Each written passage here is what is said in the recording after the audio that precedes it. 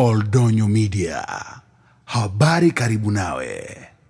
Tarehe 7 Januari 2026 lilitokea tukio la upotoshaji kwenye vyombo vya habari juu ya Morani 400 ambao iliandikwa kwamba wamevamia makanisa katika kijiji cha Lepulko na kuwaumiza viongozi wa dini. Sisi kama serikali naomba nitoe tamko juu ya jambo hilo.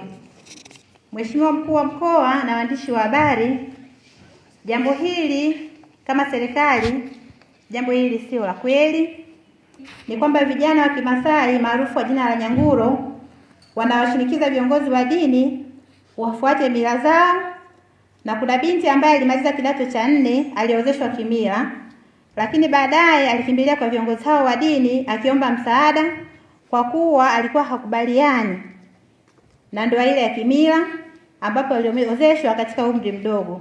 Hivyo vijana hao wa Kimasai waliwataka viongozi wa dini wawaonyeshe binti huyo alipo ili arudi katika ndoa hiyo ya kimila.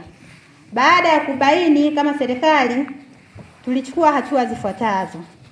Vyombo vya ulinzi na usalama walifika eneo la tukio na kurejesha hali ya utulivu na amani.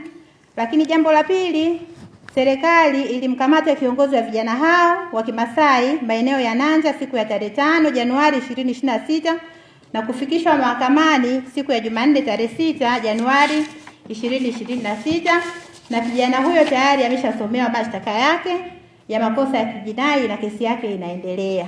Serikali tunalaani vikali tukio hili lililofanywa na vijana hao, kwa sababu tukio hili linakiuka sheria za nchi na katiba ambayo imetoa uhuru wa watu kuabudu bila kushurutishwa na mtu au kikundi chochote na bila kuingiliwa. Ni kwamba shughuli za kimila zisiwe chanzo cha uvunjifu wa amani katika jamii yetu.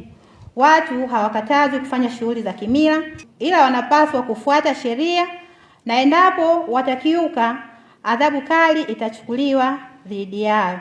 Tunawaasa vijana hawa waheshimu katiba na sheria za nchi. Aidha, wanapaswa pia waheshimu viongozi wao wa kimila, yani Malaigwanani, ambao wamekuwa wakisisitiza swala la kuwaheshimu watu wa imani zingine, na viongozi hawa wa kimila tumekuwa tukishirikiana nao kwa karibu sisi kama serikali. Tuendelee kudumisha amani na utulivu.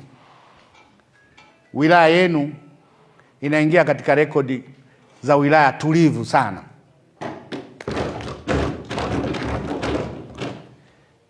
Hii dosari iliyojitokeza ya Morani na viongozi wa dini, kama alivyosema mkuu wa wilaya, basi lisitokee tena. Sisi wote tunategemeana. Viongozi wa mila ni watu muhimu, viongozi wa dini ni watu muhimu. Wote tunategemeana. Kwa hiyo tudumishe amani. Mazungumzo ni jambo muhimu sana, na maelekezo yangu baada ya tamko la mkuu wa wilaya waite viongozi wa dini, waite na viongozi wa mila, mkae pamoja, myajenge.